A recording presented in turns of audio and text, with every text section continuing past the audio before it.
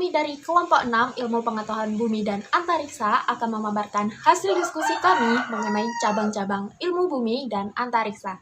Pada kesempatan kali ini kita akan membahas 6 submateri, yaitu yang pertama kita akan membahas cabang ilmu geologi, yang kedua meteorologi, yang ketiga oceanografi, yang keempat astronomi, yang kelima geografi, dan yang terakhir kita akan membahas ayat Al-Quran agar manusia meneliti alam semesta. Baik, langsung saja kita masuk materi yang pertama. Kita akan membahas mengenai ilmu geologi. Geologi berasal dari bahasa Yunani, yaitu geos yang berarti bumi dan logos yang berarti ilmu. Jadi, geologi adalah studi mengenai bumi dan fenomena yang terjadi di dalamnya. Salah satu tokoh dari ilmu geologi adalah Nicolas Steno. Beliau lahir pada 1 Januari 1638 dan meninggal pada 25 November 1686. Beliau adalah seorang uskup dan ilmuwan Katolik asal Denmark yang merintis ilmu anatomi dan geologi. Berikutnya ada unsur-unsur geologi, terdiri dari dua, yaitu struktur bidang dan struktur garis. Lalu yang terakhir, cara kerja geologi. Seorang ahli geologi mempunyai tugas untuk melakukan penelitian-penelitian mengenai bahan-bahan yang membentuk bumi, gerak-gerak, dan perubahan yang terjadi seperti gempa bumi dan meletusnya gunung api. Lalu yang kedua, mencari dan mencoba menemukan bahan-bahan yang kita butuhkan yang diambil dari dalam bumi, seperti bahan tambang, minyak, dan gas bumi. Dan yang terakhir, mempelajari sifat-sifat bencana alam, seperti banjir, tanah longsor, gempa bumi, serta meramalkan dan bagaimana cara untuk menghindari bencana tersebut. Selanjutnya yaitu meteorologi. Meteorologi adalah ilmu pengetahuan yang mempelajari proses fisis dan gejala cuaca, terutama pada lapisan atmosfer bawah atau troposfer. Tubuh ilmu yang lebih luas dari meteorologi disebut sains atmosfer yang mencakup kajian seluruh lapisan atmosfer. Tokoh penemu meteorologi adalah John Dalton. John Dalton lahir pada 6 September 1766 dan meninggal pada 27 Juli 1844. Dia adalah seorang ahli kimia, ahli fisika, dan ahli meteorologi Inggris. Pada tahun 1787, pada usia 21 tahun, ia memulai buku harian meteorologi, di mana selama 57 tahun berikutnya ia melakukan lebih dari 200.000 pengamatan. Dia menemukan kembali teori George Hadley tentang sirkulasi atmosfer yang sekarang dikenal sebagai sel Hadley. Unsur-unsur meteorologi itu ada 6. Yang pertama cuaca, suhu, hujan, kelembapan udara, tekanan udara, dan angin. Kemudian yang selanjutnya ada beberapa cara meteorologi. Yang pertama, perakiraan cuaca merupakan bentuk penerapan dari sains dan teknologi untuk memprediksi kondisi atmosfer pada waktu dan lokasi tertentu.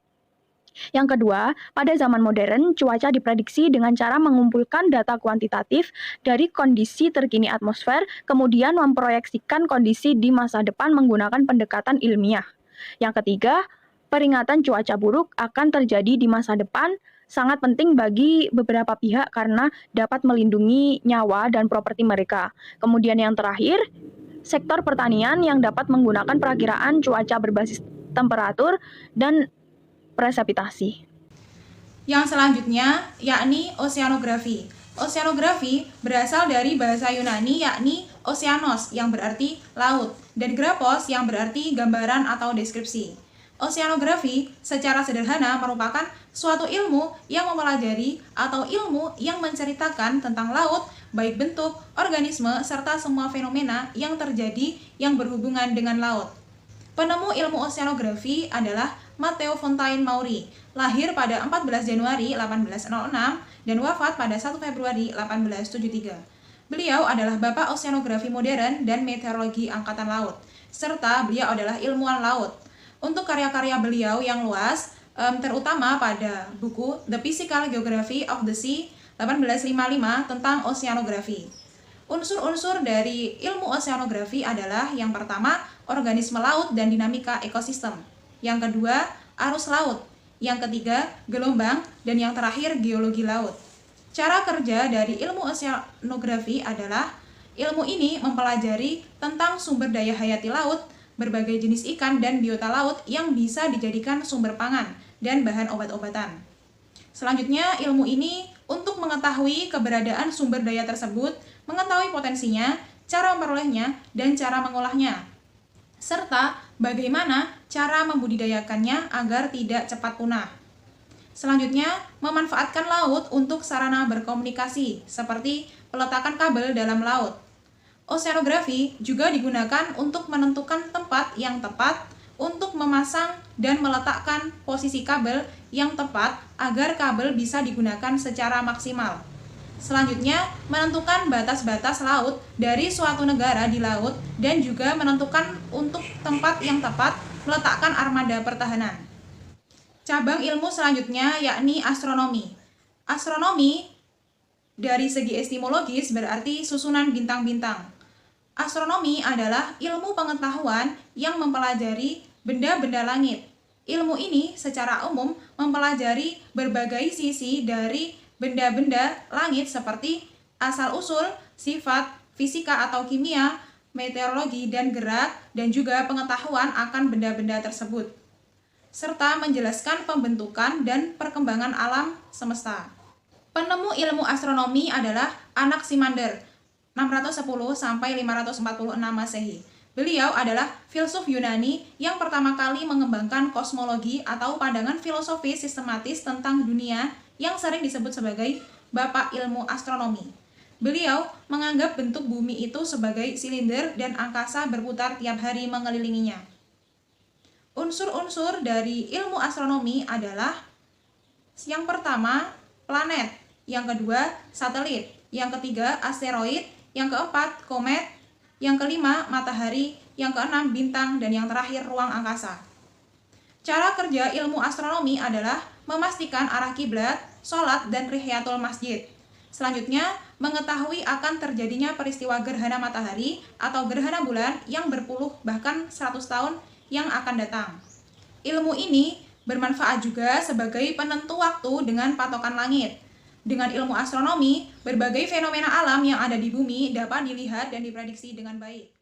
Benda-benda langit seperti asal-usul, sifat, fisika atau kimia, meteorologi dan gerak, dan juga pengetahuan akan benda-benda tersebut, serta menjelaskan pembentukan dan perkembangan alam semesta. Penemu ilmu astronomi adalah Anaximander, 610–546 Masehi. Beliau adalah filsuf Yunani yang pertama kali mengembangkan kosmologi atau pandangan filosofis sistematis tentang dunia yang sering disebut sebagai Bapak Ilmu Astronomi. Beliau menganggap bentuk bumi itu sebagai silinder dan angkasa berputar tiap hari mengelilinginya. Unsur-unsur dari ilmu astronomi adalah yang pertama, planet, yang kedua, satelit, yang ketiga, asteroid, yang keempat, komet, yang kelima, matahari, yang keenam, bintang, dan yang terakhir, ruang angkasa. Cara kerja ilmu astronomi adalah memastikan arah kiblat, sholat, dan rihiyatul masjid. Selanjutnya, mengetahui akan terjadinya peristiwa gerhana matahari atau gerhana bulan yang berpuluh bahkan 100 tahun yang akan datang. Ilmu ini bermanfaat juga sebagai penentu waktu dengan patokan langit. Dengan ilmu astronomi, berbagai fenomena alam yang ada di bumi dapat dilihat dan diprediksi dengan baik. Materi selanjutnya yaitu geografi. Geografi berasal dari bahasa Yunani, yaitu geo yang berarti bumi, dan graphein yang berarti tulisan atau lukisan. Jadi, geografi merupakan ilmu yang mempelajari tentang hubungan, persamaan, dan perbedaan antar ruang di bumi. Tokoh yang memperkenalkan ilmu geografi yaitu Eratosthenes Alexandria. Beliau adalah seorang matematikawan, ahli geografi, dan astronom pada zaman Helenistik. Beliau tercatat sebagai orang yang pertama kali memikirkan sistem koordinat geografi dan yang pertama diketahui menghitung keliling bumi. Unsur-unsur geografi yang pertama, objek material geografi, yaitu fenomena geosfer. Yang kedua, objek formal geografi. Cara kerja geografi yang pertama, subjektivisme, berhubungan dengan kegunaan geografi bagi manusia. Dalam hal ini, geografi terapan memiliki penerapannya secara langsung terutama dalam bidang pemetaan wilayah. Yang kedua, objektivisme. Dalam hal ini, geografi digunakan untuk melihat letak geografi secara keseluruhan dari suatu wilayah tertentu. Dan yang terakhir yaitu etika dan estetika. Dalam geografi ini dapat terjadi dalam penggunaan wilayah yang tidak sampai menimbulkan bencana alam yang membahayakan bagi manusia pengguna wilayah tersebut. Nah, yang terakhir yaitu ayat Al-Quran yang menjelaskan tentang agar manusia meneliti alam semesta. Allah Subhanahu wa Ta'ala berfirman, Bismillahirrahmanirrahim. Alam tara anna Allah yulijun laila fin nahari wa yulijun nahara fil laili wasakhkhara syamsa wal qamar yakullu yajri ila ajalin musamma wa anna Allaha bima ta'maluna khabir. Yang artinya, tidakkah engkau memperhatikan bahwa Allah memasukkan malam ke dalam siang dan memasukkan siang ke dalam malam, dan Dia memadukan matahari dan bulan masing-masing beredar pada waktu yang telah ditentukan. Sungguh Allah Maha mengetahui apa yang telah kamu kerjakan. Quran surat Luqman ayat 29. Nah, di sini Al-Quran merintahkan manusia meneliti alam semesta adalah agar manusia mengetahui tanda-tanda kekuasaan Allah dan rahasia-rahasia yang terkandung di dalamnya, demi kepentingan manusia sendiri. Sebab tanpa meneliti dan mengkaji alam itu manusia tidak akan memperoleh kemajuan dalam hidupnya. Sekian sedikit penjelasan dari kelompok 6. Bila ada kurang lebihnya mohon maaf. Wassalamualaikum warahmatullahi wabarakatuh.